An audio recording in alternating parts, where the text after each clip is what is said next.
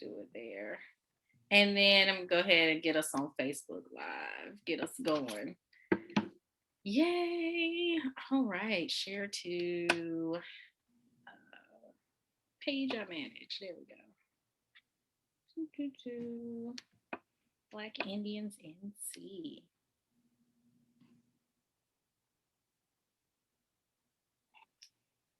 All right.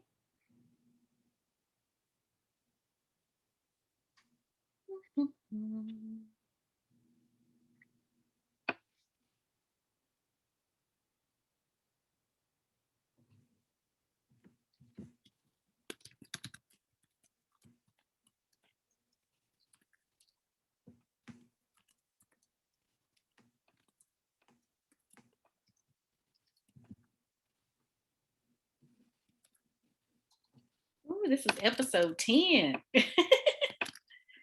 So exciting. Welcome. Good stuff. Yes. Very exciting. All right. Let's see. Let's go live.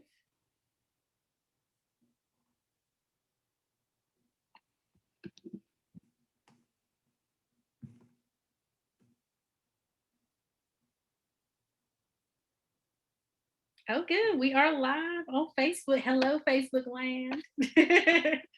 We are live out here now, so we are good. So good to see everyone. And now I'm going to go ahead and share this so our folks can be tuned in. Oh, look at that. Oops, sorry, y'all, for the audio there. But let me share with everybody. Hello, everyone out there. Thank you for tuning in. This is episode 10. Oh my goodness. I can't believe it's been 10 episodes. Oh my goodness. So exciting. So exciting. So very, very happy about this. Yes. All right. Let's get started. Sharing in all of the groups that have supported us. Thank you everyone who has supported us for our conversation circles. We greatly appreciate you always supporting and checking us out. We've had a lot of people loving this post about tonight's conversation, so I'm excited. Yes, we're million cousins. Hey y'all. I know that's right. Hello, cousins out there. Lots of people, and I will say I have enjoyed getting to know so many new cousins out of 2020. 2020, I met so many new cousins that I didn't even realize I was connected to. So it's really been a beautiful experience. I want to thank everyone that we figured out how we related and all the connection spaces and all those things. I appreciate every last one of you for helping me on this genealogy journey and being supportive on Black Indians NC coming about. And we're excited because we're going into our almost second year. So yeah, things are moving about. All right, almost done, y'all. I know y'all like, come on, Kimberly. I wish somebody should write Zoom and say, can we have where you can be backstage like other streaming services where you can come in a little bit later, but that's okay. That's totally okay. We're going to make it work. We're going to make it work. All right. You're just so popular. You got to share it with everybody now. You got to share the love and wealth of knowledge with everybody because we're going to have a great time tonight. And wealth of knowledge. No pressure. Knowledge. Well, we got to have you. And I'm excited about this because, as someone who's also a writer, I love interviewing writers and I love talking to people who write and just hearing their different perspectives. So, yeah, I love all that good stuff. So we're going to have fun tonight. It's going to be fun. So everybody hold tight. She's still sharing. Y'all give her a minute now. Just almost. I had to share that last one, y'all. It was just that last one. It was really important. It was my page. So, all right, everybody. Thank you all for being here tonight. As y'all know, my name is Kimberly Knight, founder of Black Indians NC, in case some of you are new to this page. And I'm also the chair of the powwow that's coming. Black Indians NC 2021 powwow is happening, everyone. stay tuned. Coming to y'all in September. Stay tuned. September 25th, hold that weekend. I know a lot of powwows are now starting to put their dates on the calendar. So add us to your powwow schedule this year. So very excited here. So really excited. I have a wonderful special guest with me tonight, everyone. You know how we love here at Black Indians NC to invite people from around and across Turtle Island to come and celebrate with us all things that have to do with people who are Afro-Indigenous. So Indigenous and then all other communities as well. We just like talking about topics that really are pushing the envelope and just kind of getting into some real conversations that engage us with more knowledge and information about Afro-Indigenous people. So I've always enjoyed being able to express those topics, and I want to thank the people that write me and message me, make comments, things like that. Please comment below in the Facebook chat on Black Indians NC or whichever platform you're watching on. I just posted in like 10. so, so whichever platform you're watching on, feel free to comment below. And feel free to ask questions. If time permit, we'll get some to you tonight. I don't know how the drill goes. Some of y'all are, some OG regulars, and some of y'all are, new to us. So we're glad that you're here either way. So yes. So today I'm joined by a special guest. I know y'all like Kimberly, get into it. Shereá Burnett is a lifelong resident of Alamance County. Shout out to all the Alamance County people. I know some of y'all gonna get me because y'all always have Occaneechi band of Saponi people up there. Oh my goodness.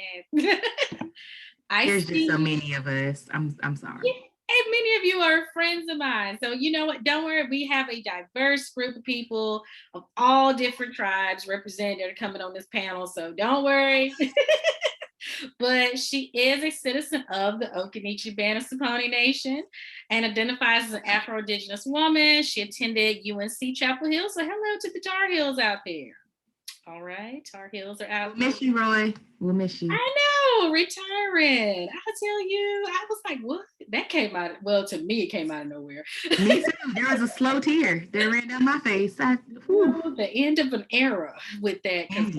Definitely been a very influential coach there for many, many years. So yes, political science and Afro-American studies major. Awesome. Went off to Elon to get her Juris Doctorate degree, which is amazing. Yes, shout out to all the Elon folks out there watching and everything. And she's a social worker at heart, spends her days directing efforts intended to assist people who are experiencing homelessness, and her evenings as an adjunct professor at a local college.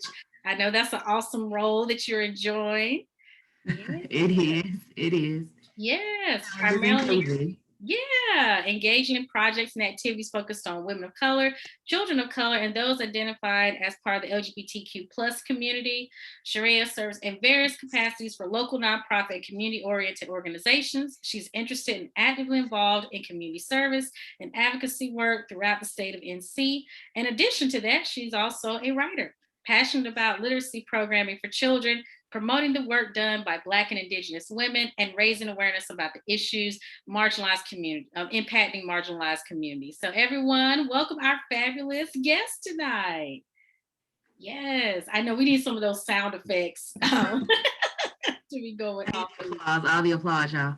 All the applause. Well, I'm so glad that you are here tonight as a fellow Afro-Indigenous woman, also as a writer and social worker. Happy belated Social Worker Month. Yes. Happy belated Social Worker Month.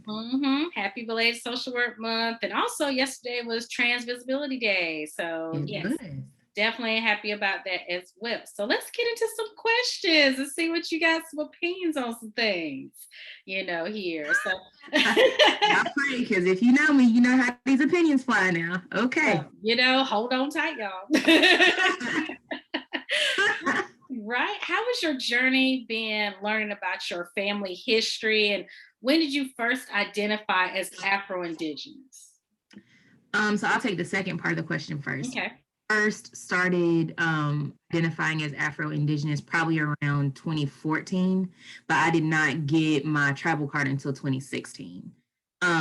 So in my family, there were always like these whispers about us being American Indian. Most of us have curly hair, we have certain features, and historically, certain features have always been tied in the Black community to meaning that you had American Indian ancestry. So in my county, you know, my last name is Burnett. There are cousins of mine who their last name is Burnett and it has an E on the end. Some of them are much fairer skinned. And so I just remember always being told we were two different sets. Like, oh, there's just two sets of Burnett's. One set's Occaneechi and your set is just black. Like it was almost like it was like an insult of sorts, you know?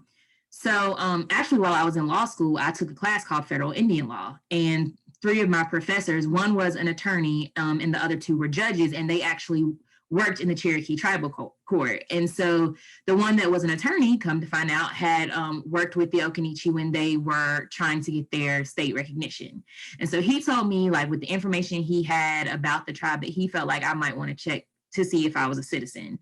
And so from there, it just came a conversation of asking older aunts and uncles and cousins different things about my great grandfather and where he was from. He started a church, Burnett Chapel, in Alamance County, but was not originally from that part of the county. So finding out where he was from and then learning that he would be eligible for citizenship is how I was able to apply and get my citizenship. Awesome. And thank you for doing that, because someone in the chat already asked, how did you go about with your travel card there? So that's very interesting. And that is a journey in itself, right? You got to find out your family history, wondering how you Mhm. connected. And I think this is something so similar that even in my family, we've seen the same thing. Oh, those are two separate sets of Wiggins. Those are two separate sets of Lucases, but they live in the same county for generations. And you're thinking to yourself, like, there's some type of connection that has to intersect at some Right, point, right. where maybe someone decided to drop off the one or two letters of their name. They might have decided, like, we're going to change the wording a little bit, but it still sounds like that name. So I found it to be very similar in most Afro Indigenous communities and Mhm. Indigenous areas, that you see people with similar names like that. Interesting. Well, and I think what throws people off too is, so you have to provide documentation to the person that asked about the process to get your tribal card. If Uh-huh. a tribe, the tribe gets Mhm, out what the guidelines and stipulations are, what the paperwork looks like. So mhm, Occaneechi, I completed, I had to do like a partial family tree and provide some other documentation. And if you go by the documents that were filled out by like the Register of Deeds, mhm, Census Bureau, anybody like that, they picked how they spelled your name. So that's mhm, the other problem, right? Is that if you look at my grandfather's paperwork, like his birth certificate has an E on the end of it, but mhm. my father clearly signed it and did not put an E on the end of his name. So that's the other thing, is that you encounter paperwork and things like that that don't always line up with the Mhm. names, the pronunciation of names. And a lot of times it was people who were not Black and Indigenous that were filling out this paperwork, and they decided what your race was and they checked the box accordingly. So then you don't always have that paper trail, which is why it's important, like you were saying, to have these conversations about who your ancestors are and were, so that you can fill out the necessary paperwork for citizenship. Otherwise, if you just go off a paper trail, it probably won't lead you anywhere. And I'm so glad you brought up that point, because I do have a lot of comments that usually come in about, I haven't been able to find and identify paperwork that says Indian, that says Native American on it. I've only seen documents that may say mulatto, or they may say colored or Negro or Black. And they wonder, like, but I know my family history, oral history has taught me that there are Indigenous people in our family. And I've even met some of them per se. And some people feel like, well, I have family members who are registered and they're enrolled in a tribe, but then why are we not able to enroll? And why am I finding this disconnect and trying to do the paper trail? But like you said, it's a combination of things. Mm-hmm. It leads to being able to identify your family members and just looking at where they are from and what they've been doing. So, Right. yeah, very interesting. So, that journey sounds really cool. Sounds like you had some family support with that journey. So, that helped as well, too. I had some family support, more or less, that were willing to give me the information, but I have to say, Mhm, my family, the group of Burnett's that I am around, the majority of us, I think there's only three of us that have tribal mhm. citizenship. Gotcha. Nobody else has applied, and I think part of the reason is because there's a lot to overcome and unpack with that. Mhm, So decades of being told, like, you're a different set, you're a different group. I think that there are cousins still working through that, and I think there's also cousins who I've had conversations with that just don't understand, does it change their identity if they get a tribal card? And my mhm, is, my license still says that I'm Black, but mhm, if I'm filling out paperwork, I'm going to mark other if I can't mark both Black mhm. American Indian. But I just think that for some people, for me, I felt like it was something that I had to do in the name of my ancestors because they never were recognized as such. And there is a rich history there, and their names needed to be spoken and said. Um, Mhm. and as my cousins who are watching know, Yeah. I'm willing to be that cousin. That's just like, hey, I'll do it. I got it. So my hope is that more of my cousins will get their citizenship. And for people that are interested in getting their citizenship, I think the best thing you can do is also attend tribal events and make sure that you're talking to and communicating with people in the tribe, because sometimes there's information that they have about your ancestry and your heritage that you wouldn't know otherwise. So it's difficult for them to read your application or any of the paperwork you submit, and they're connected to your relatives and don't know you. But if know you, you've been around, and they know your relatives and that history, I think that that can make a difference in how they communicate with you, and how open they are to providing you insight or feedback or heritage information, all that type of stuff. And that makes me think about my out of towners. And hello to all those who are out of NC that watch. And hello to your cousins too that's up here watching tonight. Yeah. Hey, um, y'all. yes. A lot of the out of town followers we have, or out of state followers rather, they do have those concerns of trying to reconnect back to their NC or Southern roots of finding their Indigenous family members. And that makes me think about that point about, when it comes to your family history and learning it and learning about the history of the tribe, the tribal community itself, and connecting with people there. And sometimes that can be a journey in itself. Sometimes, people do have a fear of how will I be, approached? Would I be rejected if I ask a question? Will I be accepted to ask questions? And I think it's just all is where you have to step out on your own and think to yourself, like, I'm doing this for a greater good for myself or my family. Right. So yeah, it definitely does. But yeah, the out of towners, shout out to y'all. Love y'all. So I keep calling y'all out of towners, out of state, out of state. But as an Afro-Indigenous woman, how have your experiences been in the field of social work? And like we said, happy belated Social Work Month. How's it been for you working in your county? And and that's that tribal area. How's that been for you? It's been very interesting. I will say that I've learned how much people don't really know about, things like ICWA, so the Indian Child Welfare Act. I've learned how some of my fellow Indigenous people view the government, particularly social services, because of our history, all Mhm. nations, with social services and what child welfare looked like historically, with boarding schools and things of that nature. And so I just remember going going to a school to work with a child, and I saw her last name, and I asked the staff, like, is she American Indian? And they were like, no, no, she's just white. And I said, you sure? Because this name very specific. Like I know which tribe. Mhm.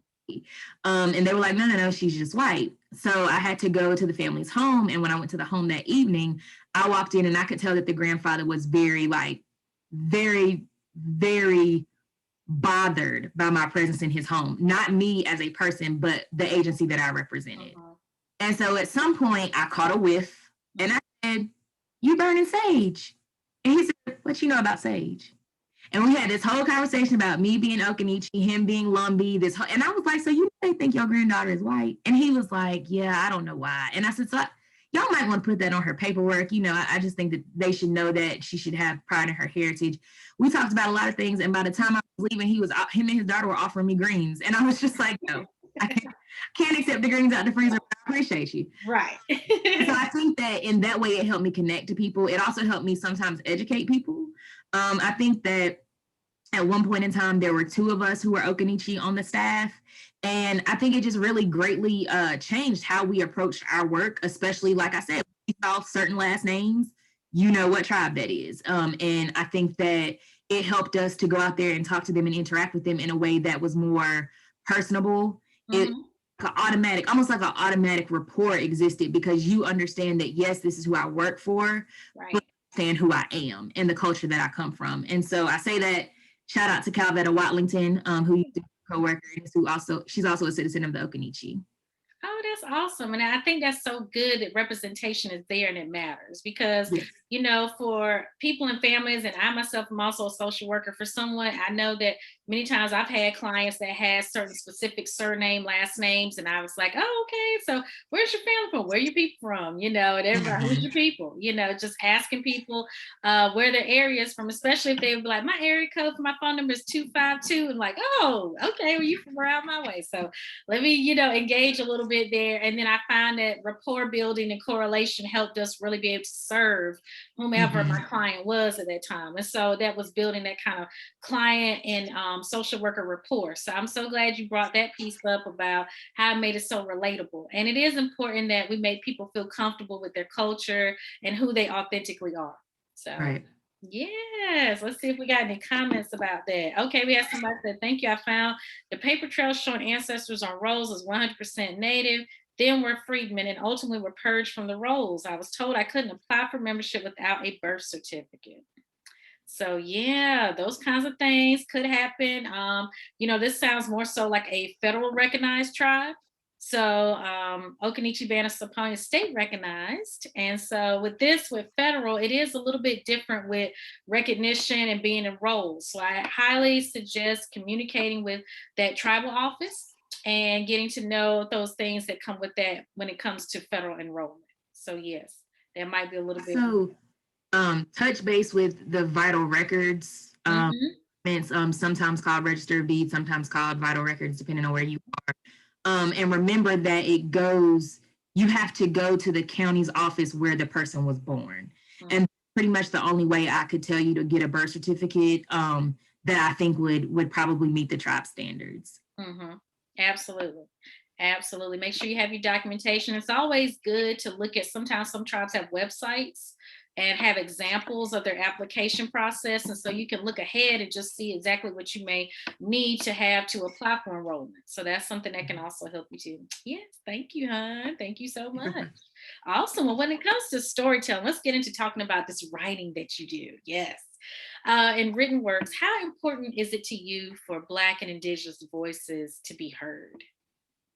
So I think that it's important for us to be heard, but it's important also for us to take ownership of our stories. Mm-hmm. What I see, so I'm going to use this example. Hopefully, they do not come for me in the comments. Okay. Okay. Come with me here, guys. So we know that there is the story of Pocahontas, and Pocahontas is a very real person, right? We know that a lot of what took place in her life was tragic and in today's times would be illegal. Okay. So we're going to start with that working knowledge. We then, as children, for those of us in our mid 30s, early 40s, we learned differently about Pocahontas because Disney told her story, right? And when Disney told her story, it was about the colors of the wind and it was a beautiful love story. And what I think about all the time in storytelling is the difference between those two narratives. The real life story that was passed down about Pocahontas to her relatives and the Disney version. And while that's an extreme example, I want people to consider that when they think about us telling our stories. Because if Pocahontas told her story, which she was singing about the colors of the wind, No. you have to be conscious about just being so happy to be talked about, being so happy to be represented, but not having a conversation about us telling our own stories. Right. And I agree because the Pocahontas story was romanticized, and we have to remember that Pocahontas was a child. A And child. children did not have consent to be with adults.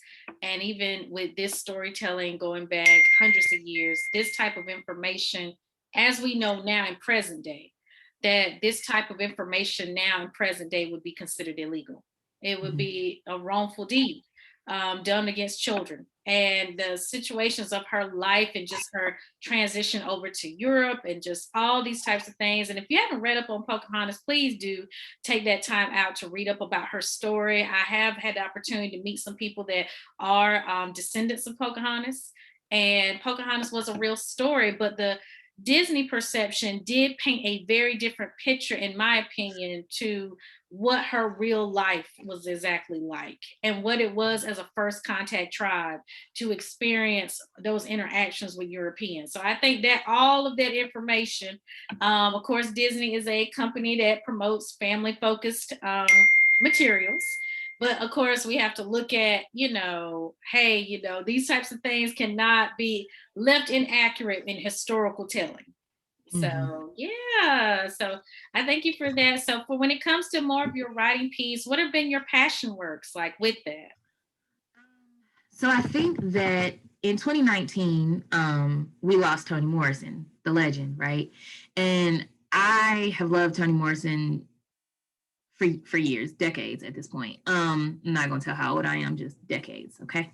So Toni Morrison, one of her infamous quotes is that she wrote her first novel because she wanted to read it. And it was something about the death of Toni Morrison and shortly thereafter, the unexpected death of my father that made me stop writing what I thought other people wanted to read. So previously, I've been a contributing writer for other blogs, and they essentially would assign me topics or they'd have to approve or disprove the topics, and or disapprove. And I got to this point where I was like, so if I'm going to do this brand as myself, then I am going to write about what I want to research, what I want to read about. Like I'm going to do it based on what I would want to read if I was just a reader.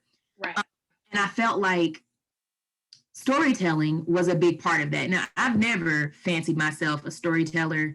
There are people, some of my cousins, that are amazing with recounting history. Shout out to Vivette Jeffries Logan, one of my cousins. People who can recount the heritage and the stories that they were given as part of their upbringing. And I never thought about combining oral history and writing until 2019. And something about after Toni Morrison passed and just rereading different things that she'd said, watching old interviews and things like that, I just found a settled place with this idea that I was not meant to be the oral historian, but I could document things. And writing has been my thing for a long time. I was a poet in elementary school and a whole other life. And so now it just seems like it comes naturally. Like there are so many things that happen that just tie back into these stories that I was raised hearing. So like most recently, my last blog post was about farming while Black. And I had been brought up on these stories about farming and how Black farmers had been treated. And it was not something that I was consciously aware of still being a problem. And I got an email from Because of Them We Can, and it was about Black farmers on Instagram. And I started following and I started seeing all these different concerns due to COVID and people going bankrupt. And then I see about the stimulus bill and there's money for the farmers. And it was like it just brought it all full circle. And so what I've learned to do is take the oral history to combine it with the newsworthy events and to write about what I care about and what I feel like more people should learn about. And that's kind of the spin that has happened since 2019 in my blog. That's awesome. And as a fellow blogger, shout out to the Lux Blog subscribers out here tonight.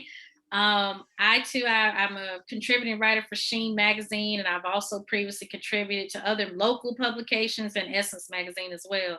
And so I'm happy to see other writers out here who are Afro Indigenous doing these impactful projects. And I love to hear more about the Black farmers because that's something that a lot of my friends and even one of our Powwow Council members, Crystal E. Taylor, is a part of. And love Crystal. Shout out to Crystal out there, working with Black Farmers Market NC and Black August NC. Just doing a lot of great works, and a lot of people are really focusing on that. And shout out to Crystal Cavalier as well, Occaneechi Band of Saponi, for her works with the pipelines. So looking at how our waterways are affected and things like that. So I think it's so important to keep that going. And I love you brought up Toni Morrison, one of my favorite writers. I loved and adored her womanhood focus of making sure to be standing in her womanhood when she was asked about why are you storytelling about Black folks and why are you talking so much about Black people, and she kept getting that question constantly Mhm. in her life. And then I just found it with one particular interview I watched, and guys, it went viral. She stood up and was just very vocal about how this was her life and she was going to write about Black stories. Mhm. And so that's what she wanted to see out there and projected. And I'm so thankful for her contributions to the literary works we have. James Baldwin was my favorite writer, still is. And for those of you who may not know about James Baldwin, Google him. You'll be happy you did. So, yeah. There's a documentary on Netflix. I'm Oh, not sure. yes. I'm Not Your Negro. One of my favorite Mhm. documentaries. Check it out. It is now on Netflix. I'm old school. I actually have the DVD. Isn't that something? But I do have Netflix too. So I was checking it out. But yes, let's see what we got in the comments, guys. I see y'all chatting away. Okay. We got some Not the Colors of the Wind. Someone was laughing about, we brought that up. It is about whom you really are and your bloodlines, not some black wannabe perspective. So with this being shared, who has the total surname Saponi census roll? Oh my. Well, for that commenter down there, you might have to do some research with some Saponi folks to find out more information about if rolls were kept intact in particular, because there are many branches to the Saponi tribes. So there are many Mhm. sister tribes. So you would have to do research on specifically what area you're in and where you are. We had someone, I finally have my job to remove Columbus Day and we have Heritage Day instead. Shout out to you. Okay. So good for you being a change agent and really advocating for that. That is something I hope takes on and goes viral itself. Seeing that. I know a previous position I was in just started having Juneteenth to be an official work holiday where you have the day off and it's paid for. So I'm hoping that's something that also will trend and everything. And hey, to all those in the comments, I see you, Melanie, Allison, Sutton. Hey, you guys. And let's see. We have a comment that says, oh, they were answering back to someone else. Okay, we'll let them keep talking in there. Hey, CG. Hey, everyone watching tonight. Hey, Crystal. I just talked about you. Occaneechi shout out. That's right. Just bringing you up. Thanks for joining, everybody. So great. Have you found ways to incorporate your cultural background in your professional works that you do, whether it be for adjunct professor, as work in social work base or community organizing, or even in your writing?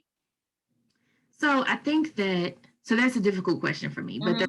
it's a difficult question is because your heritage is your heritage, It right? is.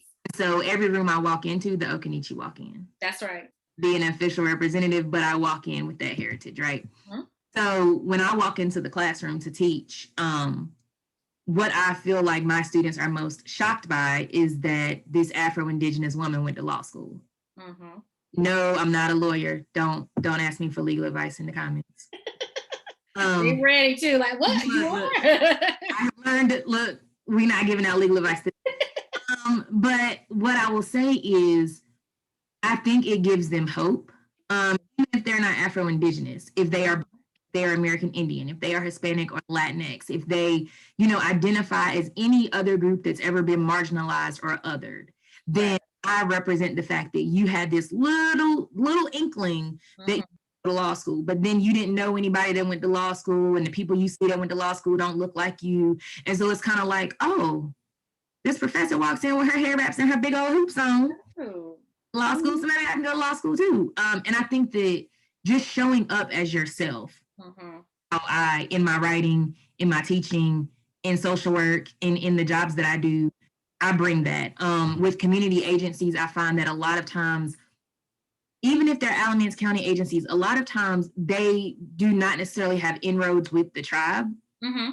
And so I find that people get very excited when I show up and acknowledge that I'm Occaneechi because they feel like there are these relationships they want to build and they don't know how to foster them. And what I will say is that I think that that's why it's important to show up as who you are, Yeah. your heritage may be, because one, I can step into a room and tell you I'm Occaneechi, and maybe you have money that you would like to give the tribe, or maybe you have some type of opportunity that you would like to expose the tribe to. If I were to walk in that room and not acknowledge my heritage, if I played small or acted like these things weren't true of my culture, then Mhm. my culture could continue to be overlooked. And so I think that's what I charge every person, not just Afro Indigenous, but every person who is of a marginalized community. I challenge you to walk in as who you are, to show up as who you are, and to let the chips fall as they may. Now, I'm not saying go in there and act a plum fool. Now, that's but what I'm Right. saying is you don't know what doors you open Mhm. time you open your mouth, just by being who you are. And so that's what I try to convey to my students. That's what I try to talk to my families about that I work with, is advocating for themselves, and representing themselves and their families. You know, they always tell you that closed mouths don't get fed, and it really is true. If you don't acknowledge who you are, and what you represent, then people can continue to overlook you and your people. And you may not know all 55,000 million hundreds of my cousins. Mm-hmm. Right. And I come with them on my shoulders. So I think it's just in how you show up. You have to show up fully present in who you are. And I will say that sometimes it can backfire sometimes, because then people want to start asking you questions about Pocahontas. Mm-hmm. They think she was Occaneechi. I don't know why. But for the most part, I feel like it has proven beneficial for myself, for my own healing, and for my tribe, for me to show up as myself at all times. And I will also say that I know that there are people who are not as familiar with Afro Indigenous, right? You know, so like you have to pick. But so I'm not going to show up as one or the other. I'm going to show up as it all, because that's what I am. Mm-hmm. I just encourage you to not feel like you have to pick or choose or be certain things in certain circles. Be all of who you are at all times. And if they don't like it, they'll get over it. Thank you. Well, I told you it was going to get me in trouble, Kim. I told you, I'm not going to get you in trouble tonight. I promise you. You're going to be just fine. And guys, feel free to ask questions below in the comments. We see you out here. Feel free to ask questions. But I will say to that, I'm so thankful you made these very powerful statements, because you should feel comfortable and confident in showing up in who you are and representing your ancestors. You have survived and been a part of this beautiful family tree that has been through so many transitions for both communities. So the fact that you even exist, and then also having, you know, degrees and careers and having opportunities that maybe your ancestors were not privy to, or did not even have the thought process of thinking that could be us, but working towards us being able to have it. It is important for us to show up and show out a little bit sometimes. So, okay. Because you are your ancestors' wildest dreams. Come on. That's right. And that's why I started Black Indians NC. I wanted to see more representation out there that was done in a professional way and done in a very educational way to bring community conversations like this together. And I found when I was a kid, I would go to powwow and, you know, be standing there at powwow and be like, no one here looks like me, you know, feeling like, you know, my dad saying to me, no, this is where you need to be. And then here I am in my jingle dress and feeling like very awkward, because I'm seeing other people on, you know, that side that are totally not looking like me. And I'm seeing people attending the powwow not looking like me. And then I'm thinking, you know, as a child in the 80s, aging myself there, y'all. But I was, you know, feeling like, when will I get to see myself? And then when in high school, I went to a predominantly Black high school in Eastern North Carolina. And shout out to Wilson, NC, for all those out there from the Wilson to Wide Awake out there. It felt very, you know, closed in. And I most of my friends were from other cultures. They were East Indian or Asian Indian as well. So it was one of those things where I felt like I didn't have any voices to talk to much about who my identities were, because my father was showing me so much so young. But my father's family didn't live near us as much. It was mostly my mother's family, and they all, to everyone else, looked Indigenous background, but nobody knew all the oral history. It was a really hush hush thing. You don't talk about it, it's there, but we are focusing on, we're not just going to talk about that right now. And you know, it's associated with a lot of generational traumas, like a lot of people are. And so one of the things that I'm trying to, you know, oh, did someone say I'm frozen? I hope I'm not frozen. Can y'all see me? Let me ask. Can y'all see me? Hope I'm not frozen. And hopefully I don't have a silly face going on. Can you see me? All right. Let's see. Can you see me? Are we live? Oh, we are good now. Okay, great. Mhm. Y'all know how sometimes the internet can be when everyone's on it. Thank you for chiming in the comments, everybody. But what I was saying is, my family, we grew up where I wasn't knowledgeable about my mother's family Indigenous history, or Afro Indigenous history, rather. And so that's something later in life I started to read about and learn about as I became an adult. But I was so happy that to see more representation now more than ever. I probably now in the last year have seen more Afro Indigenous talks and events and programming and people outrightly saying they're Afro Indigenous, more than I ever have. And I'm so, so happy that it is here. So I'm very thankful for that. Very thankful for that.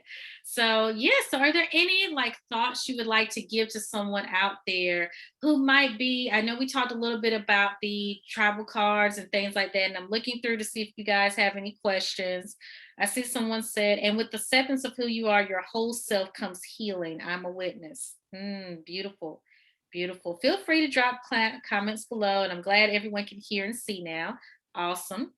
But if you have questions, everyone, please post them down below for our amazing special guest. We want to make sure that she's able to answer those questions for you.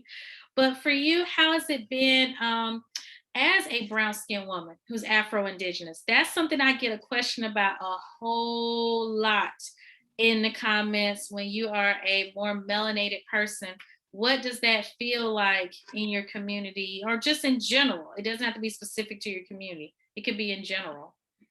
So I will say that it can be a little alarming when you're around the relatives that may be older, Mhm. and maybe possibly fairer skin, not as melanated. Now, because my last name is Burnett, because Burnett is a core tribal name of the Occaneechi, I don't get as much pushback, right? See the name, Right. right? I think that with a lot of people, though, you see the look go across their face like, you don't really look like us, but they don't say it. Mhm. Now, there are some people who have had very open conversations with me about the fact that um, they are glad to see more color in some tribes across the state of North Carolina, that they're glad to see more people embracing their identity and getting their tribal applications approved and things of that nature. But I think that there's kind of just always been this concept that non-American Indians have decided what American Indians should look like.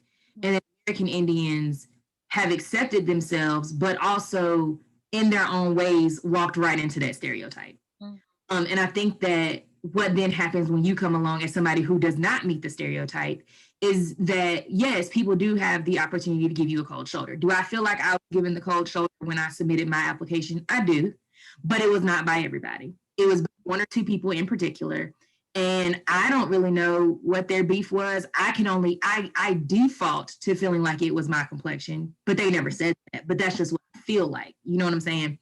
So what I can say is that I don't think that it is as big of a deal now as it was in the 50s, 60s, 70s. Mhm. Where, you saw like whole tribes were like the same complexion because just naturally people are going to marry, Mhm. people, children, it's going to happen. And so I Right. think that for me, what I find to be the most interesting is that nobody questions my heritage Mhm.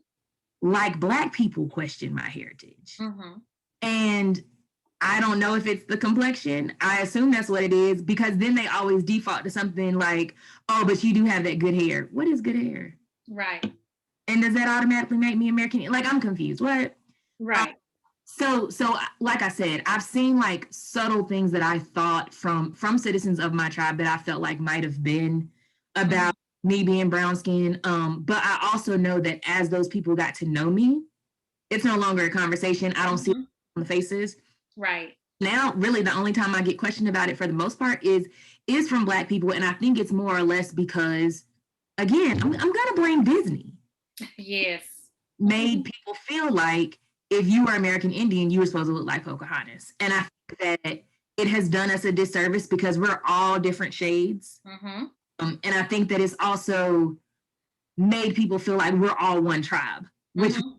And so that's the other issue. And so I just think that depending on where you're from, Mhm. definitely feel like there are comments that are specific to the South Yeah, sure. about, you know, about melanin and about complexion and whether or not you're American Indian. But for the most part, I think that in part because of how I show up now, when I first got my tribal card, it was not something that I openly discussed. Right. And so now, because I walk in the room and I'm going to tell you I'm Afro Indigenous, I'm not going to say like, oh, I'm Black, but my great great grandfather. No, no, no, no. I'm Afro Indigenous. Mhm. There's nothing to be said in response to that. I mean, what can you really push back about? Right. Absolutely. And I think that's so important because we want people to feel confident in who they truly authentically are. Because a lot of times, and I see even in the comments, it says you're questioned all the time and seen as not wanting to identify with your African American identity. And it's like that whole you have to choose that, well, you have to pick a side, you have to do that. And I'm so thankful I had a father that have a father who was the type that's like, you don't have to choose, you are both.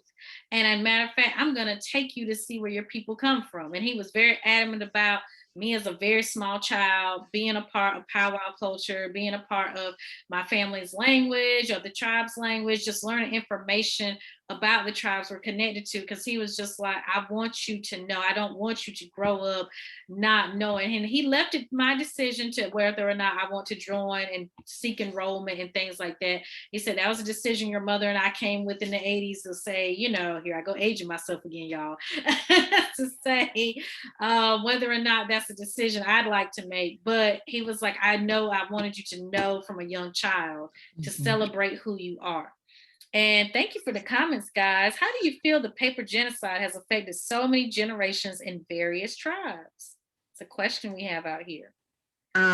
So I'm going to talk about paper genocide in more than one way. Mm, So, with regards to tribal documents, so I feel like it's asinine that we live in an America where we can take all of your here, yeah, all of your history and all of your heritage, and then require you to prove your history and your heritage to get recognition. mhm, So with regards to that, I am very bothered at times by the amount of history that I just feel like was lost, the pictures, all those types of documents that were lost. Now, with regards to the genocide of our stories, I think that the one thing that is different for us than like let's say those that experienced the Holocaust and things of that nature is that oral history was always such a big part of American Indian culture that definitely. I feel like as long as there has been a listening ear, there have been people to learn, even if you learned it accidentally because you heard somebody telling the story and you just happened to be ear hustling and you caught it. You know, you Mhm, you still got that. Now, there are other paper genocides that I'm not sure if that's what that person is asking, so I'm not mhm, those, but I would just say that it does very much so bother me that we are always expected to prove who we are. mhm. Same government that took who tried to take who we were. Oh yeah, absolutely. I completely agree. And I think that's something to that person that asked in the comments. I think it has definitely affected so many generations. And the reason being is because we've had the difficulty of how to trace back. You're talking about courthouses being burned down and registered deeds offices with documents being missing. And just, you know, there's this like open story where sometimes you may hit a roadblock and sometimes you're able to get through and get back further generations. And that's the difficulty and patience it takes with genealogy sometimes. But I want to encourage everyone doing their family tree and researching to still stay steadfast and know that there's community groups out here to support you. There's genealogy societies, there's people who enjoy it not only as a hobby but a profession as well. As genealogists, you can connect with Facebook groups that have a lot of interest in genealogy, might be in your county or state. So definitely for that. So we have another comment. Anti-blackness is very real in Indian country. So how do we counter settler colonialism with our I'm thinking they're saying relatives. Do we just do us and not worry about them? I Mm, think you do you, but you also address it, right? So right. when something gets said that you don't agree with, you let it be known that you don't agree. Now, my cousins will tell you real quick that I throw a Mm-hmm. strong side eye, and I might not say nothing to them because I'm not going in front of company. Right. me walk away, we're gonna have a little conversation about how that wasn't appropriate. Right. And I think that that's what you have to do. So this is what I will tell you in an odd turn of events. Mm-hmm. The way we ask white people to call out racism Mm-hmm. among their peers, we have to do it amongst our people. So be that Black people saying inappropriate things about Indigenous people or Indigenous people saying something inappropriate, whichever, Mm-hmm. that's the all of who you are. So you address it to them, because I think that sometimes just the sheer fact that you address it is what will cause it to cease. Right. Other times, if they don't learn anything else, they learn not to say it around you. Right. Period. And I think it's just one of those things that you have to have that confidence in knowing that sometimes everyone won't agree with your journey of genealogy. I mean, I've had family members that tell me all the time, like, why are you doing this? What does it matter? Why is this important? This stuff happened, hundreds of years ago. It has nothing to do with my present day life. And then it's like, no, there are real factors in doing genealogy. It's not just not only tracing your family ethnic background, but then also you look at the health issues that occurred in the family as well. This is a way for you to see if those present day pre-existing conditions are something generational. You have to see if that's something was, your great grandparent or somebody had diabetes or hypertension or heart disease or cancers or any kind of other concerns. That's something for you to also know about your own family medical history. So I think it's very, very important to do that and to be knowledgeable and comfortable and confident in who you really are. And we had that. Yes, I wish my dad did that. He just says we are mutts and Croatian and Lumbies are crazy. Well, I can't answer to any of those, but I will say this: research. I really encourage you to research and know for yourself. I have some family members that really do not want to know. They're just like, I'm good. I live my life as a Black person. I'm not trying to get involved over here. I've had family members that said, are you sure? Just wondering, even when you can have the information in black and white, plain as day for them. But that's okay because everyone doesn't have to agree in knowledge with that. For me, I chose to identify and acknowledge both ancestors and the both ethnic backgrounds of my ancestors. And that's something, a personal choice of mine. But I am not at all trying to inflict that on other people at all. So, yeah. Okay, I wanted to point out to the question before that one. I think Yeah. Mm-hmm. heritage and learning the history is so important is that you will learn traits that you have, not medical, Mm-hmm. but personality characteristics that you never would have thought of, right? So my great grandfather was the Reverend Albert Passmore Burnett. He founded Burnett's Chapel Christian Church. And look at his life. He was essentially a social worker. He was teaching people how to do jobs. He was using the church as a school. He was teaching men how to support their families. He was doing community work. He was the first teacher of color at a local elementary school. When I look at myself and a social worker and a teacher and first person of color to step into some rooms, I know that I was picked to be here. And I think that that's one of the important things about our history and about the legacies that we carry on is that you never know what you inherited, like what vision this person had hundreds of years ago. Reverend Burnett died in 1957. I wasn't even thought of. My father was his grandson. My daddy was 5. So for me to then come into the world and be a social worker and a community engaged person, a person who teaches, all these things. So I think it's remarkable how history repeats itself with our lineage. And if you never do that research, regardless of whether you own a tribal card or not, if you never do that research, then I think it's very difficult for you to know the stock that you come from and the that you stand on. Absolutely. Thank you for adding that. Because for me, with growing up with family members that have ancestry from the Ivory Coast, it was very important to know your African lineage as much as you know your Indigenous lineage. And it was equal the same. It wasn't one over the other. It was acceptance of both and honoring both in that same presence. And I think it's very important to, like you said, when you might be the first of doing something, and that might be channeling something that a previous ancestor has done. For me, entrepreneurship entrepreneurship was really big in my family. Both of my grandfathers did construction, and they had their own construction contracting services outside of it. My grandfather was also, my maternal one, a hog farmer and a sharecropper. So agriculture coming into that place. So there's a lot of things, that these characteristics that you have, and that's something that I wanted to include very information wise to my family, because I created a family living history book, and it's coming out to y'all this month. I promise y'all, I had to get some photos edited, but they look good. Y'all gonna appreciate me. And I got some gifts for y'all, but that's anyway.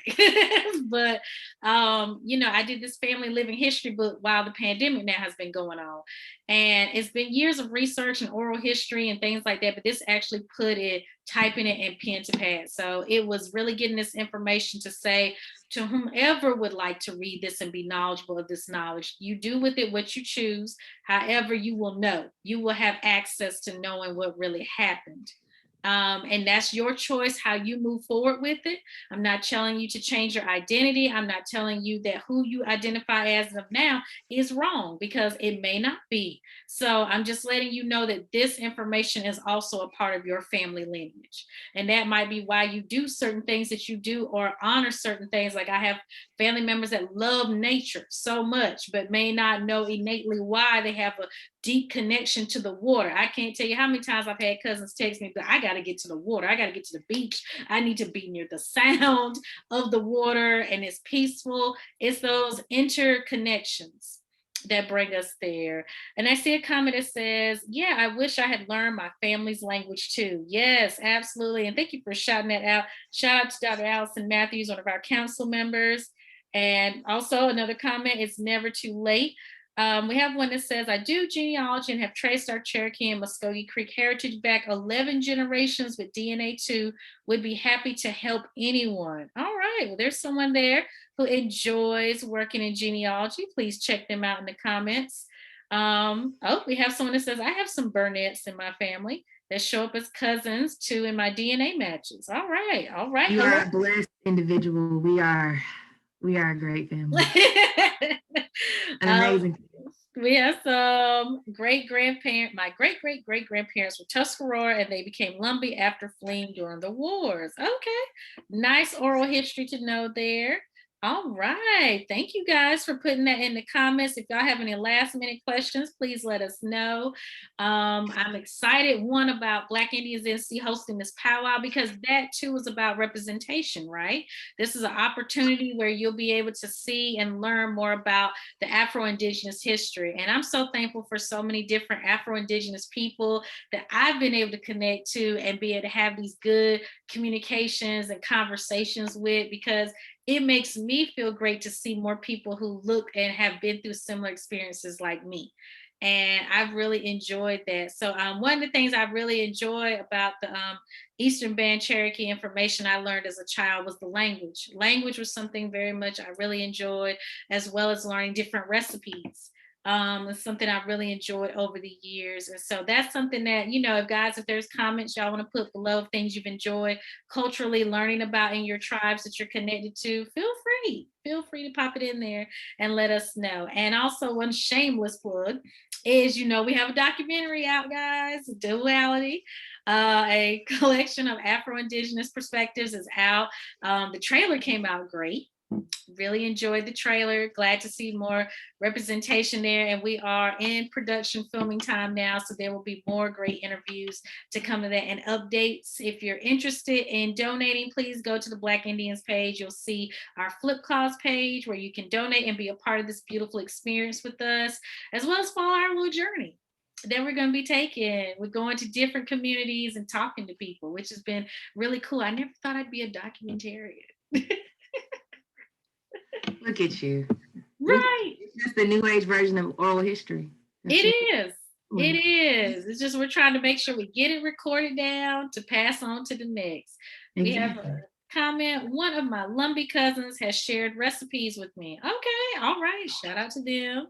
All right. That's really awesome. I might have to have a cooking conversation circle. You might. Virtual cook-off. And I saw in the comments earlier, everyone's excited if there's able to be reunions in their family that happens again. I think as we go through this pandemic, we've really realized how important that time to connect is to people. So encouraging people to really stay connected and grounded as much as you can. Protect your mental health and your peace as you go through this process, through this pandemic. And we always enjoy seeing y'all over at Black Indians NC. Any final words from our fabulous special guest? I just want people to know that claiming your Indigenous heritage does not make you less Black. Mm-hmm. Not having a tribal card does not make you any less Indigenous. Mm-hmm. There are formalities that we've had to put in place to be recognized by officials and governments higher than us. Mm-hmm. You are and who your family is and who your family was is sufficient in and of itself. Mm-hmm. You do not need titles. You do not need hashtags. You don't need any of that. You are who you are and who you were destined to be.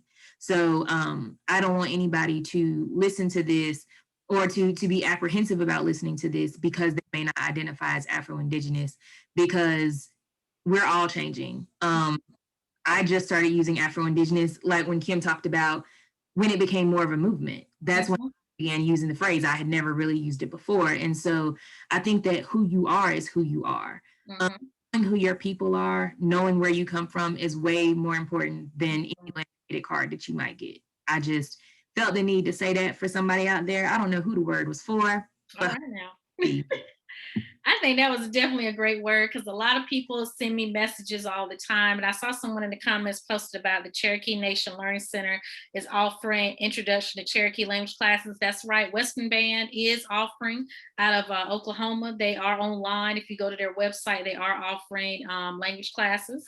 And I did do a refresher class with them one time, and it was really great. So check it out. This was so amazing. Thank you for the discourse. So true. We had another comment say, very well said.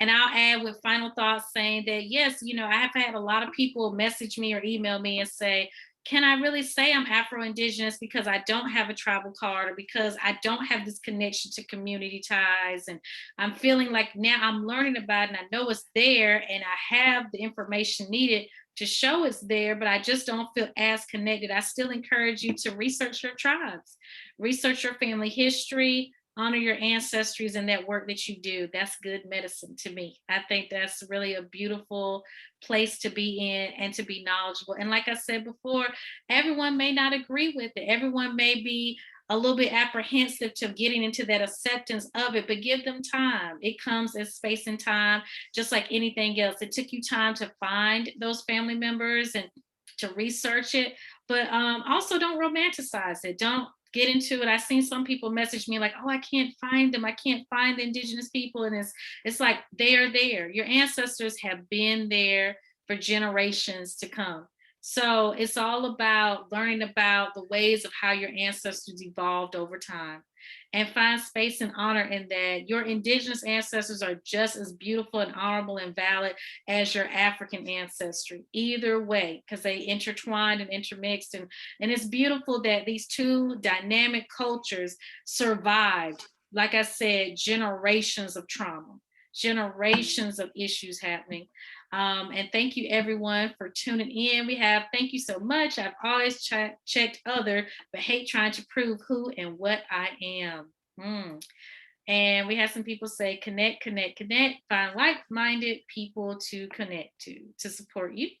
And we also have, thank you, having this talk with white natives in my own tribe about their own racism, colorism, and colonized mindset has been a burden.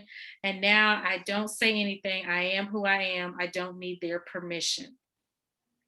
And on that, I'm going to wrap it up tonight. Guys, follow on Black Indians NC on Instagram and Facebook. You can find us up there. I want to shout out to History Before Us with Frederick Murphy, documentarian, who's on the Duality Project as well as Ty Wilson with the Cherokees for Black Indian History Preservation Foundation. Please check out their pages. They are on Facebook, and History Before Us is on Instagram and Facebook. And did you want to shout out any things that are coming up? I want to give you time. So this Saturday at 11:30 a.m., my fellow tribal citizen, Calvetta Watlington, will be reading We Are Water Protectors as part of a virtual learning event series that we're doing for children. And so we're highlighting literacy and ensuring that people see their representation. So Calvetta did not write the book. The book was written by Carol Lindstrom, but Calvetta is going to read it. And I encourage you to purchase the book. I also encourage you to tune in. It'll be on my Facebook page. And I think Kim tagged me in this post, but I'm on Facebook as Shereá Denise, same name on Instagram. And my website is thiswomanswords.co. Awesome. Well, thank you so much for being here. Have a wonderful night, everyone. We will see you in April and, well, further in April. Today is April 1st. April Fools. we will see you further this month as we come back with another conversation circle. And this time we're going to be talking about the matriarch society and the importance it is within both African and Indigenous communities. So stay tuned for that and take care, everyone. Yes, bye. Take care.